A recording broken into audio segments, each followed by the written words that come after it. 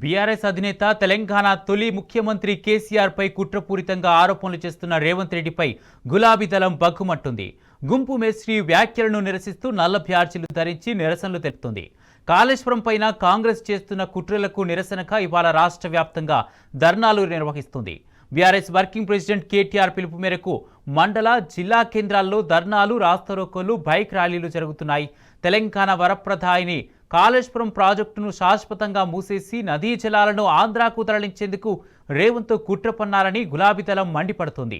BJP, Congress కలిసి చేస్తున్న కుట్రలను ఎదుర్కొంటామని బీఆర్ఎస్ శ్రేణులు ప్రతినపున్నారు. ఇది కేసీఆర్ మీద జరుగుతున్న కుట్ర కాదని, తెలంగాణ నదీ జలాలను పక్క రాష్ట్రాలకు తరలించి కాళేశ్వరాన్ని ఎండబెట్టే ప్రయత్నంలో భాగమని ఆవేదన వ్యక్తం చేస్తారు. కాళేశ్వరాన్ని సీబీఐకి అప్పజెప్పడం అంటే ప్రాజెక్టును పూర్తిగా మూసేయడమేనని నిన్నటిదాకా సీబీఐకి వ్యతిరేకంగా మాట్లాడిన రేవంత్ ఒక్కరోజులోనే ఎందుకు మాట మార్చాడని గులాబీ నేతలు మండిపడ్డారు. దీని వెనుక ఉన్న శక్తులు, వాటి ఉద్దేశాలు ఏమిటో ప్రజలకు తెలియజెప్పాలని డిమాండ్ చేస్తారు.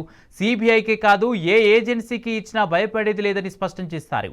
కేంద్రంతో కలిసి కాంగ్రెస్ చేస్తున్న కుట్రలను ఎదుర్కొంటామని, బెదిరింపులు, కేసులు బీఆర్ఎస్కు కొత్తేమీ కాదని హెచ్చరించారు. తెలంగాణ రాష్ట్ర ప్రయోజనాల కోసం ఎన్ని పోరాటాలైనా, త్యాగాలనైనా చేస్తామని గులాబీ సైన్యం మరోసారి గట్టిగా నినదించింది.